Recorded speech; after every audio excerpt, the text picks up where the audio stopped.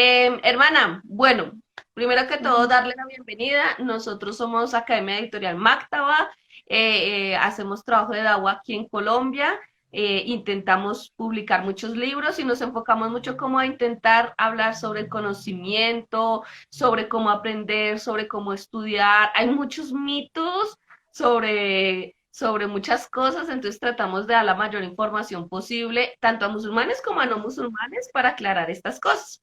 Decidimos hacer esta serie de estudios porque, bueno, hay muchas quejas de que muy poca gente va, hay mucha deserción, muchísima deserción en todo tipo de becas. Creo que los latinoamericanos en general tenemos poco hábito de estudio, entonces eso hace que cuando vamos a otros países a estudiar nos da muy duro como la disciplina que uno puede ver en otros lugares.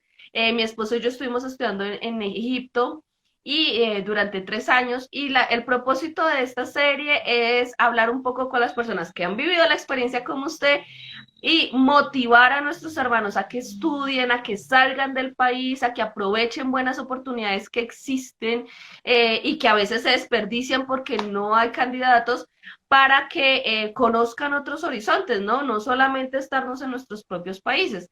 Vemos que ese es como el objetivo de esto y también tratar un poquito de disminuir esa deserción que se presenta, pues a través de que la gente tenga información real de cómo son las cosas, cuáles son las dificultades, cómo es la vaina real cuando tú estás migrando para estudiar, ¿no?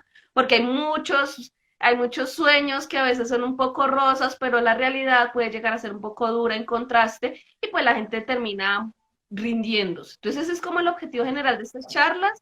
Em, Hemos hablado con los hermanos de Arabia Saudita, ahorita estamos hablando sobre Malasia, ya hablamos con la hermana Gaby, Gaby fue quien me la referenció a usted, que ella es mexicana, y inshallah trataremos sobre Egipto, sobre Marruecos, sobre Turquía, la idea es hablar de otros países, ¿listo? Hermana María, pues lo primero que me gustaría es que usted se presente, nos diga de dónde es, hace cuánto tiempo es musulmana y, y bueno, cómo se encuentra. Bueno, muchas gracias por la oportunidad de dejar expresarme aquí. Mi nombre es Mariet Cabrera, soy de Perú y abracé el Islam hace 8 años. Alhamdulillah. Conoció el Islam allá en Perú. Sí, conocí en Perú. Era muy joven. Bueno, no me considero tan adulta, pero era muy joven cuando abracé el Islam. Y, Alhamdulillah. Y ujú. ahora se encuentra usted estudiando en Malasia. ¿Qué estudia en Malasia, hermana? Estoy estudiando ciencias políticas, especializándome en relaciones internacionales. Mashallah. Usted está estudiando en la Ujú. Universidad Islámica de Malasia, ¿verdad? Sí, en la Universidad Internacional Islámica de Malasia. Oh, sí, porque hay muchas personas que se despistan por el nombre y piensan que esta universidad solo enseña ciencias islámicas y no es así, ¿verdad? Ella enseña de todas las No ramas. es así. Bueno, también gente que se confunde con la Universidad Islámica de Pakistán o Bangladesh, que también tiene el mismo nombre, solamente el país es diferente. O sea que son universidades que enseñan todas las ramas. Sí, hay un montón de universidades internacionales islámicas, especialmente en Pakistán y Bangladesh. También hay, no sé si habrá en otras partes, pero sí hay. Y lo que diferencia a esta universidad es pues el nombre, que dice Malasia. Ok. Y bueno, ¿cómo llegó usted allá? ¿Cómo terminó estudiando allá? ¿Cómo fue su proceso? Cuéntenos. Bueno, antes de comenzar quisiera aclarar que cualquier cosa que yo que esté expresando sobre mi opinión es nada más mi experiencia y si estoy generalizando algunas cosas, pues pediría que me perdonen. Pero todo lo que digo es en base a mi experiencia y cómo yo veo las cosas. Ah, bueno, mm, cómo terminé en Malasia es, no fue por mi decisión, fue por decisión, no sé, de destino de Alá. Yo apliqué a las becas que había ofrecido la universidad para minorías musulmanas. Fue después de un largo tiempo, como algo de 6 meses que nos aceptaron, uh, en un proceso de selección y alhamdulillah llegué y pues sí fue algo un poco chocante por el clima y como que fue un proceso también de adaptación en el tema cultural. Y así comencé mi historia aquí en Malasia. ¿Cuánto tiempo pasó desde que te postulaste hasta que supiste que eras aceptada? Porque eso hemos notado que es uno de los factores que más cambian. Hay personas que han aceptado a los 6 meses, al año. El primer hermano nos contó que duró 5 años esperando la beca. O sea, es muy variable. Sí, en esta situación, en nuestro caso, los becarios pueden, pues, alrededor de 6 meses. Eh, Incluso ya había terminado un semestre del instituto en Perú y todavía pues no nos salía. Yo decía ya, no creo que nos den, pues era un poco tiempo para los estándares que normalmente uno espera, pero al final salió, nos dieron un poco de dinero para el pasaje y fue así que yo me embarqué, pero fue con una visión más que todo explorar el lado desconocido, porque he notado mucho que muchos conversos van con la idea de que van a encontrar un verdadero Islam, pero generalmente vamos a descubrir qué es lo que los musulmanes practican o su cultura. Entonces, yo más fui con una visión de explorar cómo era el Islam en Asia y cómo ellos practican el Islam, más no fui con una intención de encontrar un verdadero Islam, porque soy una persona más que aprende de muchas cosas, puedo sacar el lado bueno de uh, muchas sociedades, culturas o religiones, no necesariamente mm, aprendo del el Islam en sí mismo. Claro, te entiendo. De hecho, eso es algo que queríamos hablar porque sí, mucha gente se va con la idea de que en estos países el Islam va a ser perfecto, ¿no? De que todos van a ser musulmanes, mashallah, de que yo te cuento que cuando yo estuve en Egipto, una de las cosas que más me impresionaba era la cantidad de basura en las calles, porque el Islam hace mucho recalco sobre la limpieza, sobre mantener el orden, como muchas cosas así. Y en una ocasión, en varias ocasiones, tuve que ver cómo los vecinos botaban la basura literalmente por la ventana a la calle y le caía en la cabeza al que estuviera andando ahí debajo, ¿no? Y fue algo que personalmente me chocó muchísimo porque yo decía, pero subhanallah, si son musulmanes, ¿por qué hacen esto, no? Entonces, para mí es muy importante decirle a la gente que hay una gran diferencia entre lo que uno se imagina o cómo uno proyecta el país, sea el que sea, ¿no? Porque puede ser cualquier, como te digo, estamos hablando de muchos países, y la realidad con la que te encuentras, porque a veces puede ser parecida, diferente, o sea, es algo que uno tiene que manejar. En tu caso, digamos, además del clima que ya lo mencionaste, ¿qué fue lo que más te causó conflicto cuando viviste en Malasia, cuando llegaste a Malasia? Definitivamente fue la comida. Ah, pues para los peruanos la comida peruana es algo que no se puede encontrar fácilmente en otros países. Entonces, eso fue algo muy chocante. Eh, Personalmente yo como de todo. Cuando probé, pues no, era muy picante, había mucha salsa y pues terminé con muchos granos, subí de peso, pero rápido. Y fue algo que no sabía si acostumbrarme a la comida o tener una dieta especial. que también era un poco costosa, tenía que uno que gastar más porque aquí los vegetales son caros a pesar de ser un país tropical. Las frutas también son caras. Entonces, bueno, decidí invertir más para estar más saludable, porque acostumbrarme a su comida, pues iba a tardar mucho tiempo. Aunque ahora sí como algunas cosas, pero tengo que hacer un montón de ejercicio, tomar mucha agua para que, pues, no me afecte mi salud. Sí, eso es algo que hemos escuchado repetido y que hay que tener siempre en cuenta cuando uno piensa en viajar a otro país a estudiar. Y es uno, para todos nosotros los latinos, cada uno en nuestros países tenemos nuestras preferencias culinarias y tenemos nuestros platos particulares.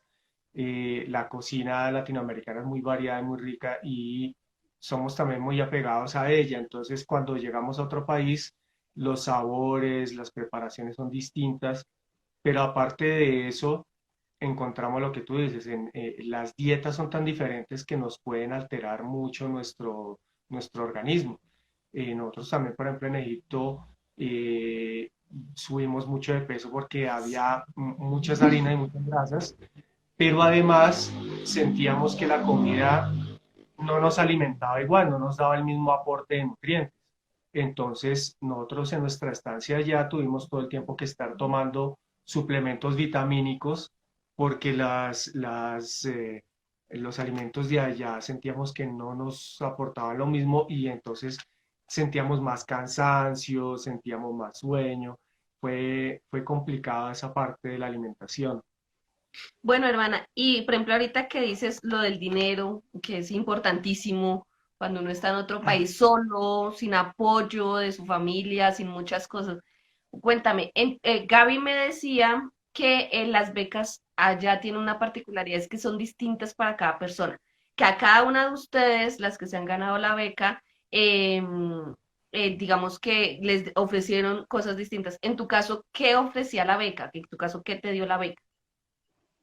La beca nos dio para pagar los gastos o sea, pagar el tuition fees, como dicen en inglés.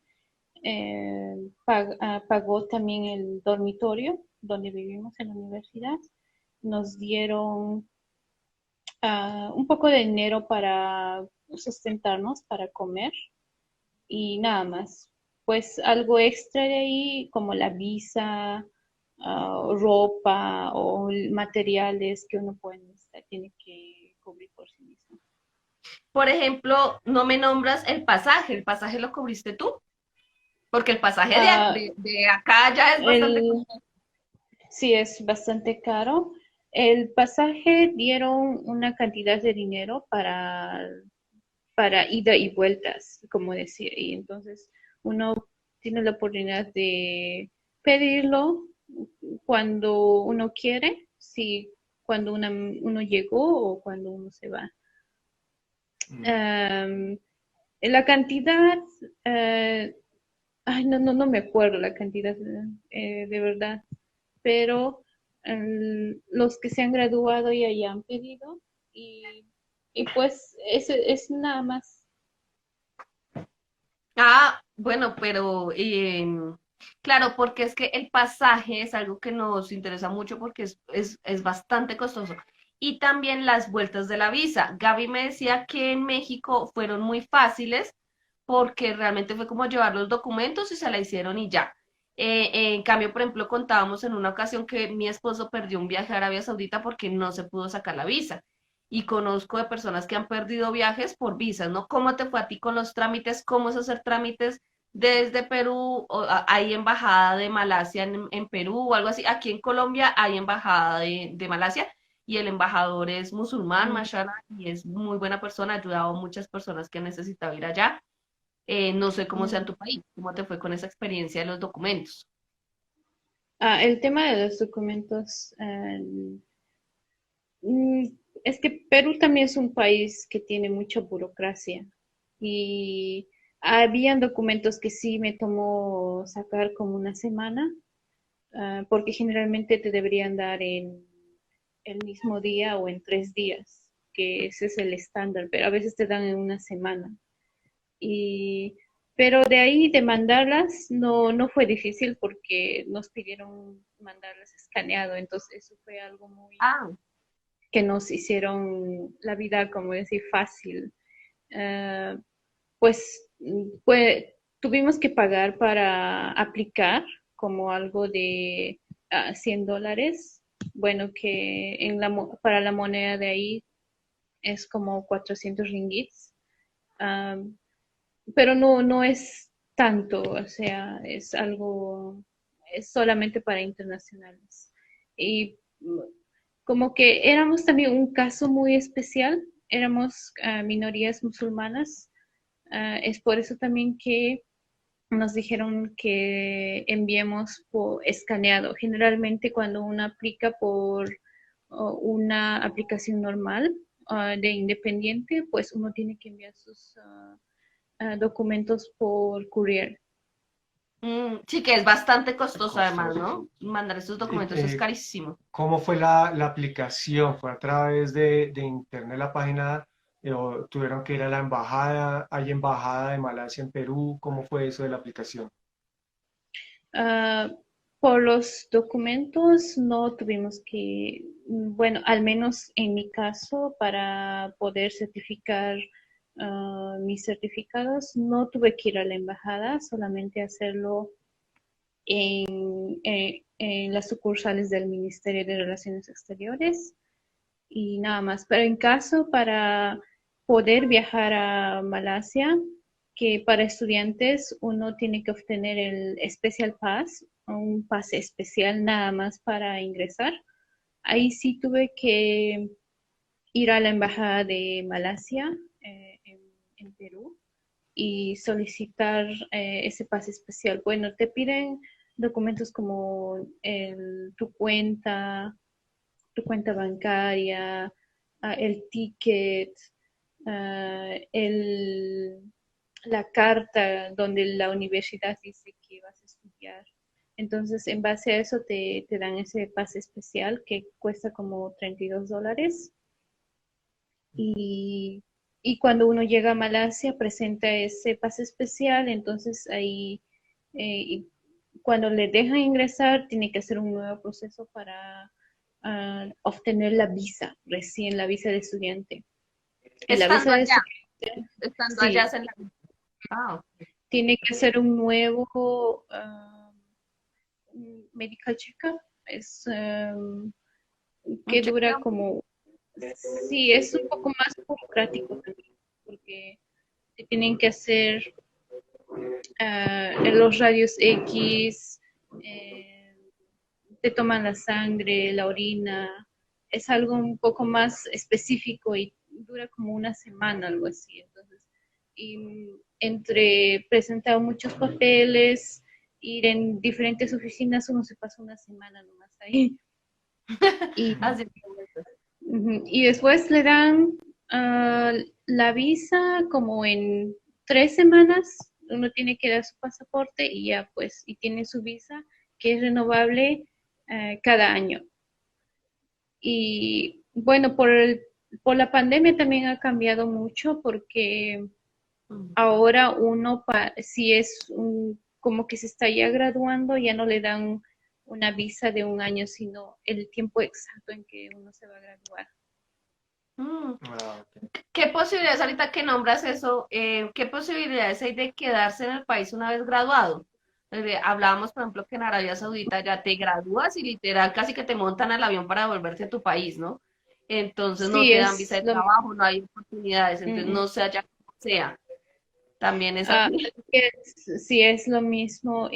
Bueno, es cada política de un país.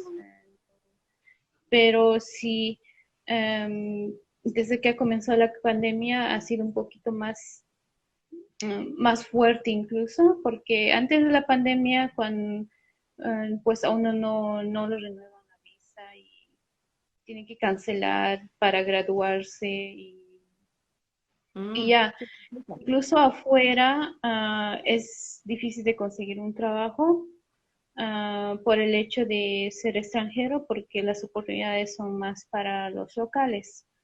Y ahora que por la pandemia el racismo ha crecido un poco y también las políticas de inmigración se han vuelto un poquito más serias. Entonces, uno para graduarse tiene que cancelar siempre la visa y después le dan el certificado y ya uno tiene que salir porque si uno se queda un día sin visa, pues te ponen en la lista negra por 5 años. Y, ¿Qué es esa Oh, lista y negra? es como un blacklist, como una lista que dice que no puedes entrar a Malasia por 5 años. Oh, Ujú. está bien Y complicado. Y sí, hermana, es ¿sabes muy seria. si, sí, sabes si para aplicar hay algún límite de edad para estas becas? Les dijeron, bueno, como que personas menores de tantos años o algo así, o pueden aplicar personas mayores. Porque claro, nosotros como conversos pasa que mucha gente se convierte cuando ya pasa los 30 los 40 ¿sí? Entonces es difícil, pues, ingresar a estudiar cuando uno es mayor. Entonces no sé si hay algún requisito así. Ah, éramos una beca especial, entonces no nos preguntaron la edad. Mm. Pero las becas que hay por otras organizaciones, o, bueno, sí piden la edad. En este caso de nuestro, no nos pidieron el límite. Gaby muy chévere eso porque, claro, es una excepción para nosotros, ¿no? Gaby nos contaba que todas las que están estudiando en este momento son mujeres, ¿no? Que todas las latinas allá son Ujú. mujeres, las felicito a todas. Pero, ¿sabes? Si es, digamos, hay becas para hombres también, pueden aplicar sin problema. Bueno, sí, definitivamente.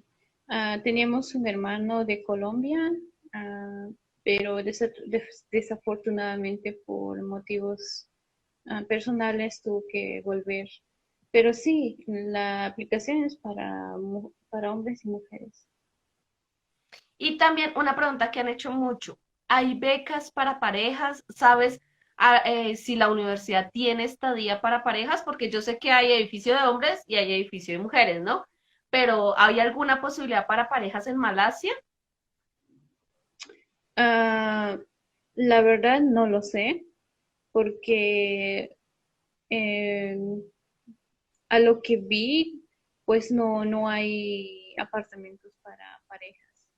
Pero hay casos especiales en que dejan vivir a una pareja en un cuarto especial, pero la renta es súper carísima y no, o sea, sí vi muchas parejas que estudian en la universidad, pero la mayoría de ellos viven fuera de la universidad para tener más privacidad. Y si tienen hijos, pues aún más porque aquí no aceptan parejas con hijos vivir en el dormitorio. oh. Ah, claro. Y me imagino que como viven fuera de la universidad, me imagino que se harán cargo de sus gastos, ¿no? Sí, definitivamente. Sí, claro, me imagino que ese es como el asunto de las parejas. Sí, claro, porque una de las cosas que hablamos es que ¿cuántos años duras tú allá? ¿Cuántos años llevas y cuántos te faltan? Ya voy 4 años y Masha. para graduarme me falta un semestre. Alhamdulillah, ya Oh, casi. ya casi te gradúas. Mashallah. Sí. ¿Y en todo ese tiempo has regresado a Perú en algún momento? No, preferí viajar a otros países de Asia para explorar más. Y definitivamente sí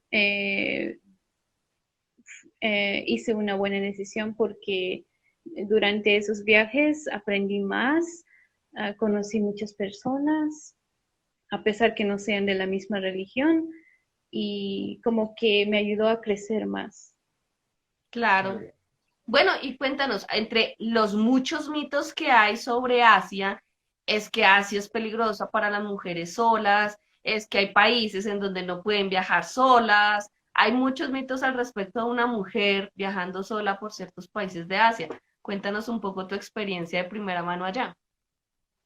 Bueno, en mi caso no tuve ningún problema cuando viajé, porque pues la gente me ve como una extranjera y no pueden aplicar los, Claro. am, ¿cómo decir? Algo cultural o mío. No, no, incluso a pesar de ser musulmana, no, pues no me dijeron que yo necesitaba mahram o por qué viajaba sola o por qué voy a este lado sola. No, o sea, no me vieron por ese lado, más me ven por un lado que soy extranjera y pues yo soy dueña de y responsable de mis actos. En caso de algunos restricciones culturales, sí lo hay, pero es más en áreas donde no hay tanta urbanización como así como en los campos o village, como dicen, pero no son tan como Arabia Saudita, es muy, muy, muy relajado. Si las mujeres quieren viajar, pues viajan, pero van a tener que pedir autorización. En caso mío, pues yo no tengo que pedir nada de autorización a nadie porque soy una persona libre, no tengo que decir a la universidad dónde estoy yendo, porque pues la universidad asume que yo soy una persona mayor y responsable de mis actos. En caso de algunos países como Indonesia, es más abierto incluso, porque en Yakarta pues es muy, muy abierto. No, uno puede pensar que es una mujer está restringida o no puede salir de la casa, eso no, no es verdad. En caso de otros países, específicamente no lo sé, porque no, no he estado ahí, no, no lo he visto. ¿Qué países has visitado? ¿Qué lugares has visitado estando allá? Visité Singapur y Indonesia. Ah, qué chévere. Y bueno, una pregunta. ¿En qué idioma estudiaste? ¿Tuviste que aprender malayo o estudiaste en inglés o en otro idioma? Estoy estudiando en inglés y mm, personalmente no, no me gusta el malayo porque es un idioma muy simple, no tiene un rico vocabulario para decir. Sí lo entiendo, pero no me he visto interesada en poder aprender y hablar fluido porque no, la gente aquí habla inglés, a pesar que son malayos, siempre te van a responder en inglés y no, pues yo no veo la necesidad de aprender un idioma que no lo voy a utilizar. Es mejor, más bien, por el tema de la pandemia y como el mundo está cambiando, aquí lo que se debe aprender más es el chino. Claro, Y Ok, sí, y la claro. universidad ofrece un montón de cursos de chino, ah, y tienes todas las oportunidades para aprender porque también hay comunidad china acá de musulmanes y no musulmanes, entonces uno tiene la facilidad de practicar con ellos. Y en caso del árabe, solamente es para algunos cursos que se enseñan como estudios islámicos, literatura árabe, nada más. Pero aún así, los alumnos de esas facultades también tienen que aprender inglés. No es que ellos se olvidan el inglés y ya no, porque siempre van a tener que tomar cursos en inglés también. mm, Claro. Entonces, me imagino yo que entonces para aplicar a la beca debes tener un buen nivel de inglés, ¿no? No puedes, como acá en Colombia que uno dice, hablo inglés, pero mentiras que llega uno a una entrevista de trabajo y no entiende nada. Debes tener un buen nivel de habla y de redacción, ¿no? Porque me imagino que todos los exámenes y toda la presentación de ensayos y este tipo de trabajos debe ser en inglés escrito. Ah, bueno, si uno está yendo con una beca y le van a pagar, pues no es que tienes que ser un experto porque la universidad ofrece como un pre para estudiar inglés. Mm, Ah, y si uno está pagando, pues va a tener que pasar como un semestre, 2 semestres para pasar el examen. Y bueno, el tema de aprender inglés es un poco, ¿cómo decir?, aburrido porque no es, o sea, no hay tantas clases, como que te pasas con un curso un día y como que sientes que no estás haciendo nada. Entonces, por esa razón yo recomiendo que sepan inglés y pasar el examen, pues y ya comenzar directamente a la facultad o a la carrera que uno escoge. claro. Pero entonces, si no tienes tan buen nivel de inglés, puedes igual postularte y Sí, hacer el añito. Ok, sí, que pero vas también. a tomar tiempo, ese es el problema, vas a tomar tiempo. Hacer un año adicional estudiando inglés para poder empezar la carrera. Ujú. Bueno, también depende de la carrera porque hay carreras que sí requieren un buen nivel de inglés y pues a la hora de tomar uno, a pesar que sepa, pues va a tener que pasar un semestre más estudiando inglés. Claro. Pero Ok, hay carreras que requieren un nivel mínimo, pues porque uno va aprendiendo en la carrera. claro. Y una pregunta, hermana. Esto va a parecer muy Ujú. loco. ¿En las residencias universitarias hay internet? Mira que es una preocupación de mucha gente saber si van a tener internet, si van a poder llamar a sus familias con regularidad, porque tú sabes que cuando uno es estudiante, si tiene que recargar megas, le toca cuidarlas mucho para cuando uno necesite hacer algún trabajo, ¿no? Entonces, digamos que Ujú. parece superficial, pero pues es una de las preguntas más recurrentes que tenemos, si las instalaciones que da la universidad cuentan con internet o no.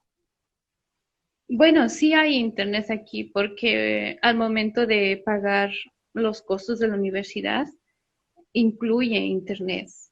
Mm, Ahí dice, entonces, la beca, pues, por nuestro caso paga, pero en lo que uno tiene que pagar sí incluye internet. Sí hay internet y es un buen internet, pero a veces cuando cambian o reparan, en vez de pasarse 3 días, se pueden pasar como una semana y pueden perjudicar también. Tiene que ir al campus a conectarse y esas cosas mínimas claro, sí, pasan en todos en todo lados. lado. Sí, es normal. Sí, entonces uno se tiene que acostumbrar, no es que uno va a tener un internet de así continuo y perfecto. Bueno, siempre hay cosas que uno tiene que acostumbrarse, ir al ir a seguir la ola. Una pregunta, hermana. El costo de vida. ¿Qué tan caro es vivir en Malasia? La alimentación, el transporte. Si de pronto uno no, por algún motivo no va a vivir en residencias estudiantiles, ¿qué tan costoso es pagar por fuera la vivienda, etcétera? Claro, porque podría haber alguien interesado en ir, pero no con becas, sino pagando de su bolsillo. Es una posibilidad, ¿no? Creo que la hermana se congeló.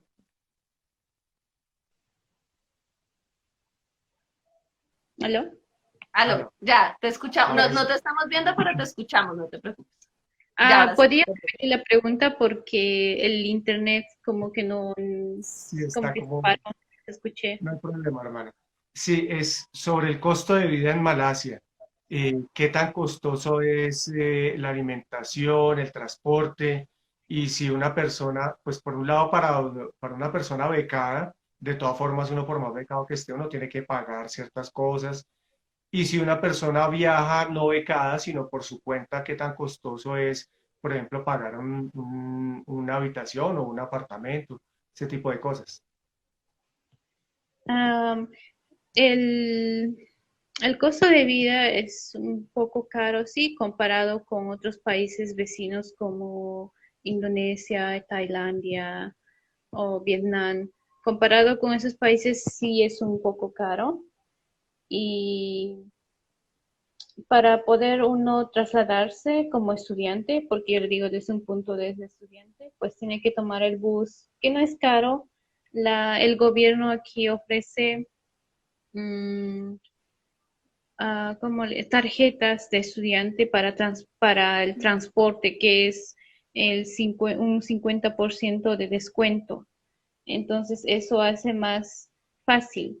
Pero si uno no está acostumbrado al transporte público, quiere un poco más de, de lujos, pues tiene que tomar un taxi, que acá utilizan el Grab, es como el Uber, pero también cuesta. En caso de rentar un cuarto afuera, no lo sé, porque nunca he vivido afuera. Siempre he estado en la universidad. Vale. Y hermana, una pregunta que es muy importante, teniendo en cuenta que ustedes están allá y que son hermanas musulmanas. Muchas mujeres, usted sabe que se convierten y necesitan un proceso para usar el hijab, así que no todas las Ujú, musulmanas están dispuestas a usar el hijab para ganarse una beca para estudiar. De ujú. pronto lo futuro, de pronto no, pero digamos que sienten que es una restricción que a veces se nos impone, ¿no? Como que si no usas hijab no puedes aplicar. Allá es posible estudiar sin hijab, allá es posible ir con el cabello descubierto a estudiar, es posible aplicar si no usas el hijab de manera permanente. Definitivamente sí, porque yo cuando apliqué para la visa, todos esos procesos administrativos, lo hice sin hijab y la universidad no me dijo nada. O sea, no me dijo por qué no utilizaba velo y pues también ellos entienden que yo vengo de un país que es un poquito más estricto con el velo, como que uno no puede tener, como le dicen trapos, en Perú lo dicen trapos, entonces uno de los El trapo en la requerimientos, cabeza, aquí también dicen así, sí. sí, sí, entonces uno tiene que mostrar las orejas y todo eso. Yo creo que entienden porque aquí hay un montón de ciudadanos chinos que también su gobierno no les deja, entonces creo que ellos están muy alerta a eso y pues no a uno le hace la vida fácil, no, como que no pregunta a los alumnos por qué no visten el hijab, pero el velo es un requerimiento para estudiar en el campus, nada más en el campus. Fuera del campus, cuando uno sale de la puerta de la universidad, está, es libre de esa regla. O sea, sales de la universidad, no tienes que utilizarla. No es como, o sea, no es como a la vez ahorita que tienes que utilizar las 24 horas cuando uno sale. Aquí el Islam es más diverso, porque hay um, comunidades de los malayos, comunidades de India, hay comunidades de Kashmir, comunidades de Asia Central, que en el tema del velo no son tan estrictos. Entonces, si una hermana quiere venir aquí a estudiar, puede hacer todos sus trámites sin velo, pero el único tema sería que tendría que ponérselo para ir a clases, pero es nada más en esta universidad. En otras universidades, aunque sean públicas, el velo no es un requerimiento. Eh, pues es una sociedad multicultural, hay minorías chinas, hay minorías indias y por esos motivos tienen una política más abierta, o sea, mm, uno puede ir con un short o un top, o sea, un top, bueno, tampoco desnuda, ¿no?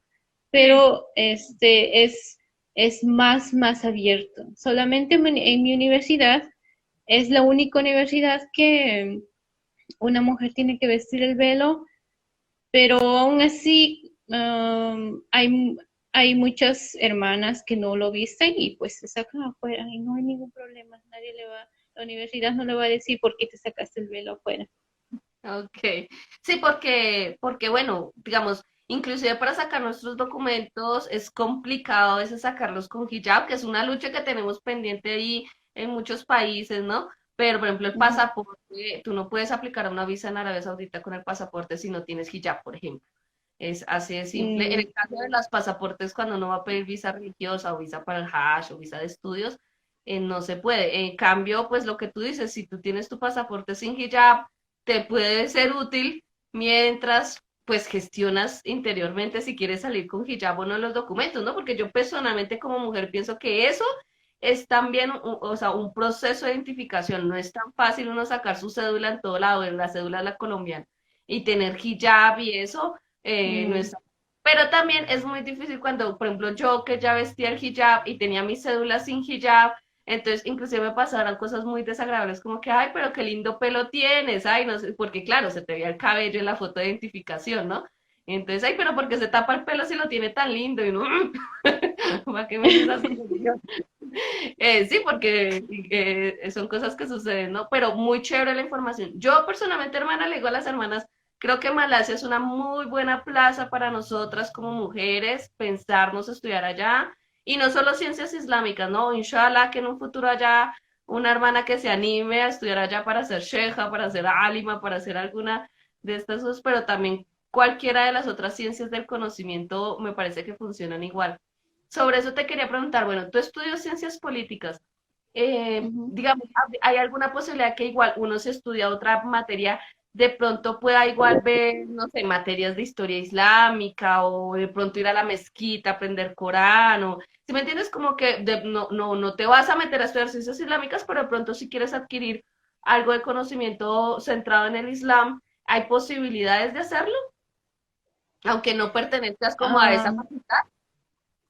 bueno, te voy a hablar desde el nuevo contexto que estamos viviendo.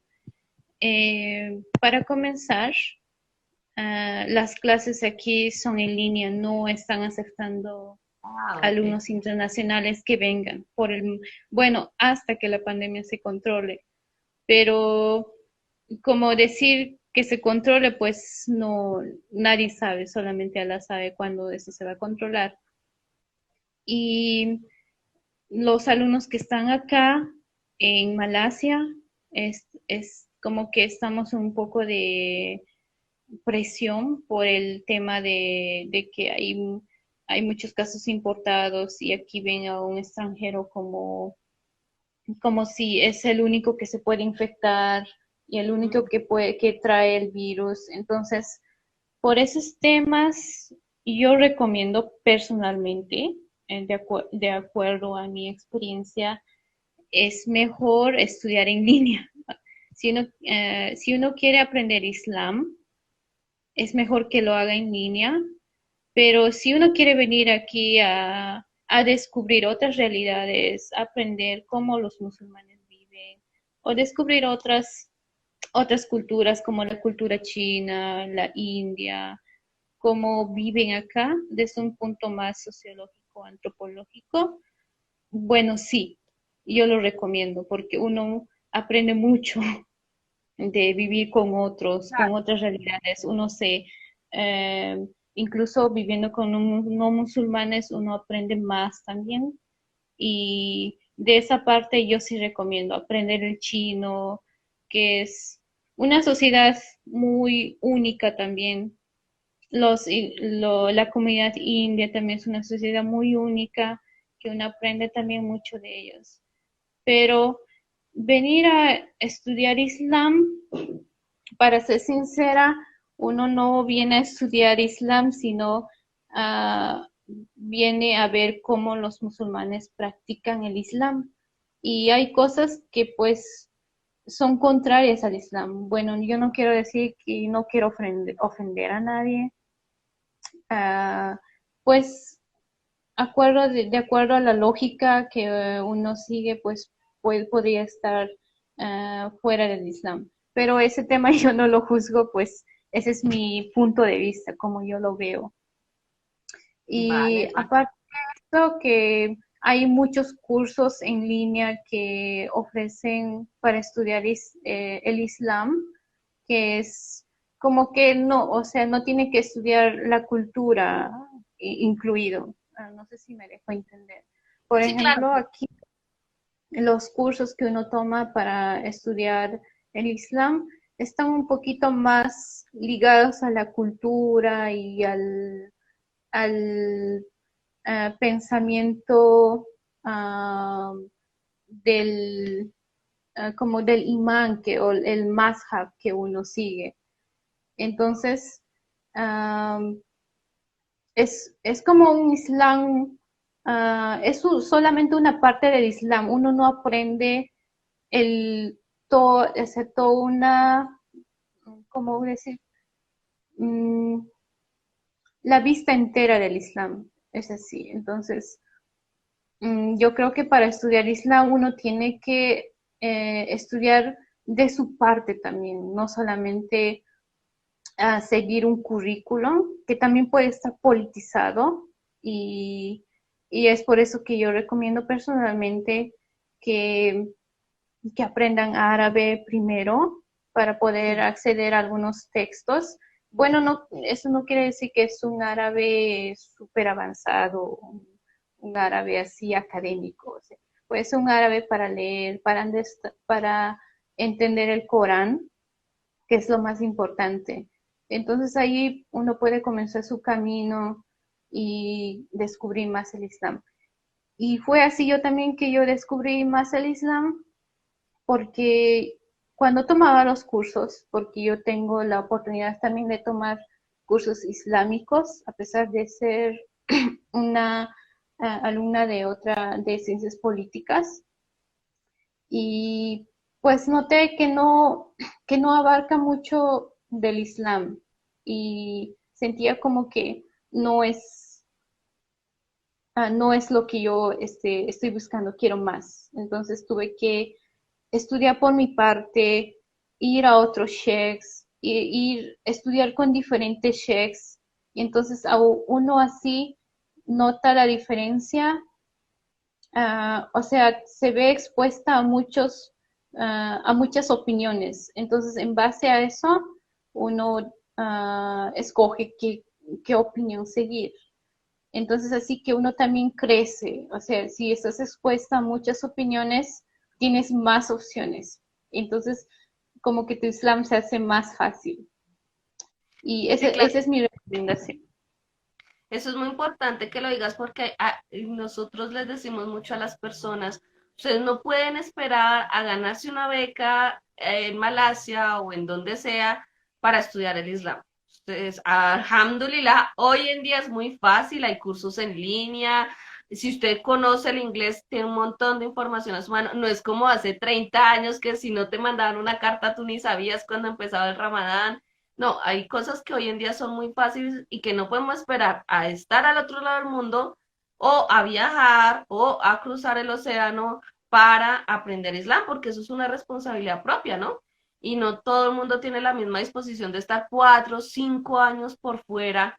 Por eso yo creo que es tanto la pregunta sobre las parejas, ¿no? Porque es muy difícil tú pensar que estás casado, tienes unos niños y te vas a ir 5 años o 4 a estudiar y pues es difícil para la dinámica familiar ese tipo de proyecto de vida, ¿no?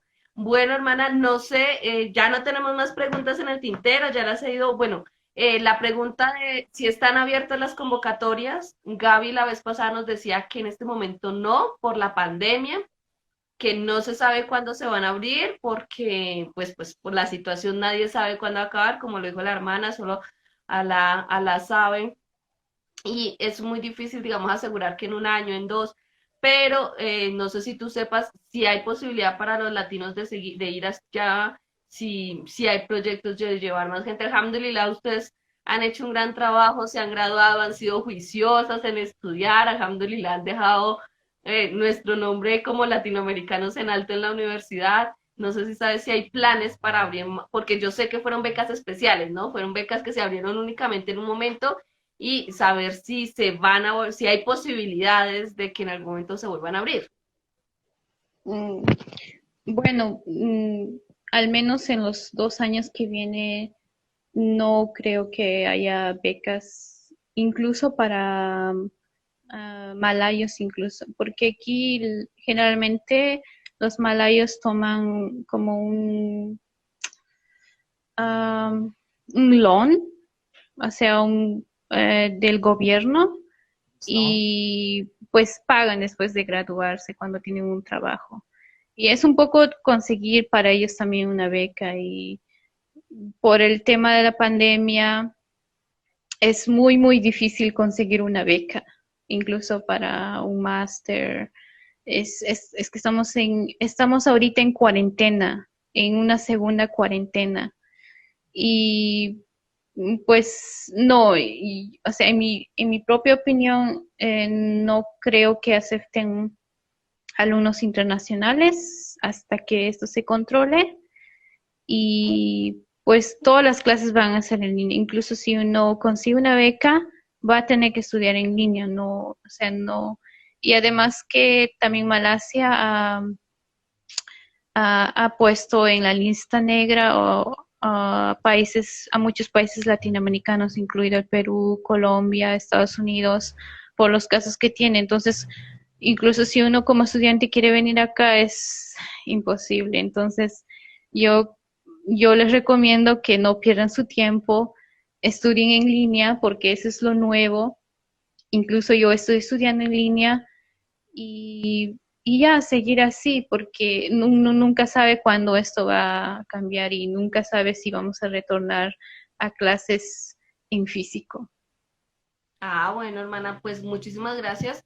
Les cuento que cuando nosotros estuvimos en Egipto, buscamos la posibilidad de estudiar en Malasia, no se pudo y en gran parte fue porque Colombia, como lo dice la hermana, está en la lista negra en Malasia, porque desafortunadamente nuestros compatriotas se fueron allá y conformaron una de las bandas más grandes de narcotráfico en Malasia y nos pusieron en la lista negra. Así que para que nos den visa específicamente a nosotros los colombianos allá es bastante Es complicado. complicado. De pronto con la beca puede ser más fácil, pero es un tema que tienen que tener presente porque pues nosotros sabemos que por unos pagan todos y desafortunadamente nuestros queridos compatriotas nos hicieron quedar muy mal en algún momento en Malasia.